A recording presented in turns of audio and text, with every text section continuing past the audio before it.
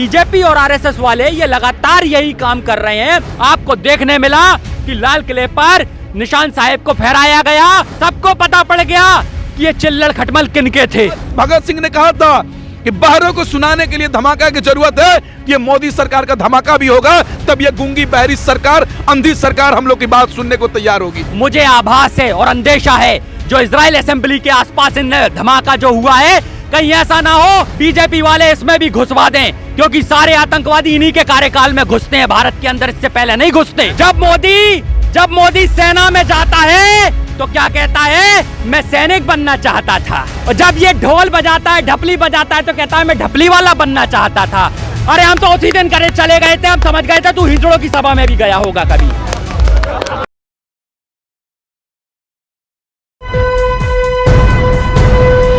Live TV, सच सबसे आगे। नमस्कार, आप देख रहे हैं द लाइव टीवी और मैं आपके साथ जुनैद अंसारी। और जब से किसान आंदोलन शुरू हुआ है तब से लेके अब तक लगातार जो है भारतीय जनता पार्टी के नेताओं का जो विवादित बयान सामने आया है, कभी आतंकवादी तो कभी खालिस्तानी बताते हैं। लेकिन अब जो है नंद किशोर गुर्जर जी, वही नंद किशोर गुर्जर हैं जिन्होंने कुछ दिन पहले बयान दिया था कि ये रोड जो है मैं खाली करवाऊंगा अपने तरीके से, अगर आप नहीं तो खाली कर दें। और आज बयान आया है कि राकेश टिकैत जो हैं ये वो नेता हैं जो 2-2 हज़ार रुपये में कहीं भी बुला लो, और उनसे बड़ा जो किसान हुए मैं हूँ। राकेश टिकैत 2 हज़ार रुपये में कहीं भी चले जाते। तो हमारे साथ बहुत सारे किसान खड़े, इनसे बात करेंगे। जी, आपके नेता राकेश टिकैत हैं, उनके बारे में नंद किशोर कह रहे हैं कि 2 हज़ार में बिक जाते हैं, वो तो कहीं भी चले जाते हैं। देखिए, पहली बात तो बीजेपी के चिल्लड़ खटमल जो है ना, ये लगातार मोदी बनना चाहते हैं, और ये ऐसी बातें इसलिए करते हैं क्योंकि ये खुद क्या है ना, 500-500 रुपये में रैलियों में लोगों को लेके जाते हैं भोजन के लिए। जब भोजन का कह के लेकर जाते हैं तो वहाँ से भीड़ खाली हो जाती है, और इसमें इनका कोई दोष नहीं है। इनकी पार्टी की गाइडलाइन ही ऐसी चल रही है कि इस तरीके वक्तव्य दो, क्योंकि जब इनकी गिरफ्तारी की बात आई, जब इन पर FIR दर्ज हुई, तो इन्होंने एक शब्द कहा था कि हमारी पार्टी की लाइन चल रही है, हम पार्टी की लाइन पर चल रहे हैं। तो यहाँ जब वो रात में आए तब भी पार्टी की लाइन पर आए। किस तरीके से देखे थे नंद किशोर के इस बयान को? कह रहे हैं कि राकेश टिकैत जी 2-2 हज़ार रुपये में वो कहीं। देखिए, उनकी बात करते हैं, वो तो दिन रात मोदी मोदी करते हैं, और मोदी के वो लोग गुलाम हैं। वो विधायक नहीं है, विधायक रहते तो उनके पास पावर रहता, बल्कि वो मोदी के गुलाम है, और मोदी के कहने पर वो इशारे पे काम करते हैं। तो बीजेपी और आरएसएस वाले ये लगातार यही काम कर रहे हैं। और द लाइव टीवी के जरिए मैं ये भी बताना चाहूंगा कि पिछले कई समय से, मैं 26 जनवरी के पहले भी ये कह रहा था कि जब लोगों ने पूछा था कि 26 जनवरी की परेड की आपको अनुमति दे दी है तो क्या सरकार झुक गई है, मैंने कहा था नहीं, ये सरकार नहीं झुकी है, ये सरकार कूटनीति कर रही है और ये राजनीति कर रहे हैं अंबानी अडानी। और देख लीजिएगा आप, ये हिंदू बनाम सिख के लिए इसमें कुछ ना कुछ ऐसा करेंगे कि हिंदू बनाम सिख हो जाए। और 26 जनवरी को वही का वही आपको देखने मिला कि लाल किले पर निशान साहिब को फहराया गया, और सबको पता पड़ गया कि ये चिल्लड़ खटमल किनके थे। देखे होंगे 26 जनवरी को दीप सिद्धू ने हमारा तिरंगा का अपमान किया, किसके कहने पे किया? किसानों को बदनाम करने के लिए। ये मोदी का षड्यंत्र था। और ये जो भाजपा का विधायक जो गुज्जर है, वो इसी के लिए, किसानों को बदनाम करने के लिए, हिंसा करने के लिए, मारपीट करने के लिए, दंगा फसाद करने के लिए लोगों को भड़का रहा है। लेकिन पहले भी हम लोकतांत्रिक तरीके से धरने पे बैठे थे, और आगे भी लड़ाई हमारा लोकतांत्रिक तरीके से होगा। और ये बात भगत सिंह ने कहा था कि बहरों को सुनाने के लिए धमाका की जरूरत है, ये मोदी सरकार का धमाका भी होगा, तब ये गूंगी बहरी सरकार, अंधी सरकार हम लोग की बात सुनने को तैयार होगी। जो जिस तरीके की हरकत हुई, ये इनने कहां से कहां डाइवर्ट कर दिया। हमने बात कृषि बिल की शुरू की थी, इनने लाके उसको खालिस्तान पे खड़ा कर दिया।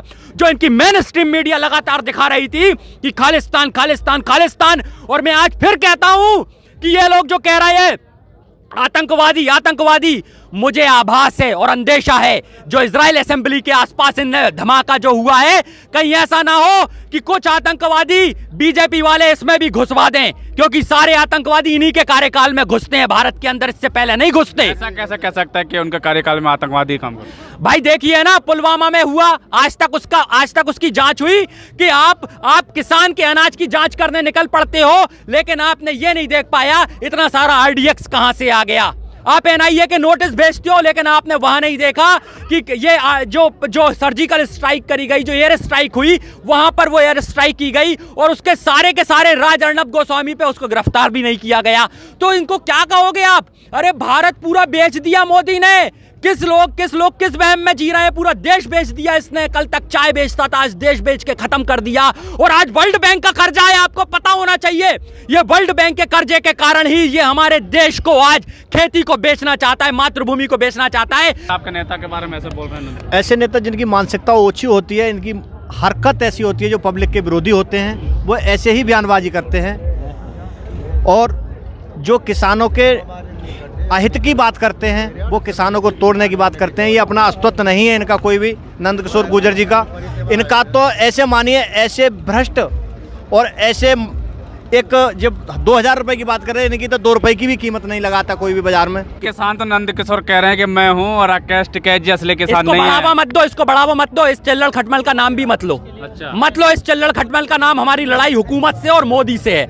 हम मोदी से लड़ेंगे सिर्फ, और मोदी से ही बात करेंगे। देखिए मोदी पता है, मोदी पूरा देश बेच चुका। मैंने पहले भी बताया था, ये बड़ा बहरूपिया है। आज फिर मजे ले लीजिए इसके, क्योंकि मजे लेने में बड़ा मजा आता है। जब मोदी सेना में जाता है तो क्या कहता है? मैं सैनिक बनना चाहता था। और जब ये ढोल बजाता है, ढपली बजाता है, तो कहता है मैं ढपली वाला बनना चाहता था। अरे हम तो उसी दिन करे चले गए थे, हम समझ गए थे तू हिजड़ों की सभा में भी गया होगा कभी। समझे आप? ये वो व्यक्ति है। इसलिए मैं कहता हूं, ऐसे बहरूपिये के लिए एक बड़ा अच्छी कविता है, बड़ी अच्छी कविता है कि है बहुत अंधियार, अब सूरज निकलना चाहिए। जिस तरह भी हो ये देश मौसम बदलना चाहिए, ये मौसम बदलना चाहिए। और रोज रोज जो चेहरे बदलते हैं लिबासों की तरह, अब जरा जोर से जनाजा उनका निकलना चाहिए, उनका निकलना चाहिए। भारतीय किसान यूनियन जिंदाबाद, किसान एकता जिंदाबाद। तो मैं आज सबसे कह दूं, यहाँ जो जितने लोग खड़े हैं, भाई आप अपनी रोटी बचाओ और किसानों आप अपनी खेती बचाओ, और अब इन भड़वों से अपनी बेटी भी बचाओ, अपनी बेटी भी बचाओ। वो कह रहे हैं कि मैं राकेश टिकैत से बड़ा किसान हूँ। ये राकेश टिकैत के किसान नहीं, एक छोटा किसान हो उसकी बराबर के भी ये किसान नहीं है। ये किसान नहीं, इनको क्या कहा जाए?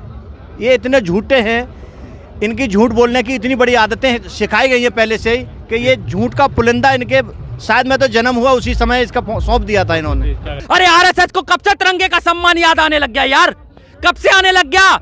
ये तो वो लोग हैं जिनके यहाँ पर तिरंगे का जब अपमान किया जाता है तो ये उसको भारत रत्न देते हैं। देशभक्त हैं वो लोग। नानाजी देशमुख जिनने तिरंगे का अपमान किया 1948 में, उनको इनने भारत रत्न दिया। और जिनके शाखा में जब तक तिरंगा नहीं फहराया गया, बताइए वो कैसे खुद को देशभक्त साबित कर सकते हैं?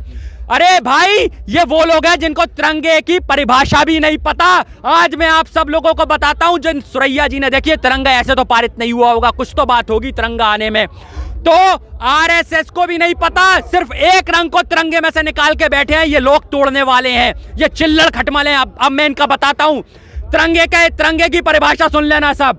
सुरैया जी ने तिरंगे को बनाया था और तिरंगे के पीछे उनका क्या मकसद था। देखिए, जो सूरज है ना, जब सुबह उठते हैं तो आप देखेंगे सूरज में केसरिया रंग होता है, जब ढलता है तब भी वो नारंगी होता है। तो हमारा जो केसरिया रंग है ना, वो सूरज से लिया गया है।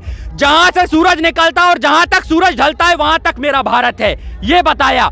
जो बीच में सफेद रंग है वो पानी से लिया गया है, जब जम जाता है तो पानी सफेद हो जाता है। तो जहां से पानी निकलता है और जहां तक पानी जाता है वहां तक मेरा भारत है। और जो हरियाली है वो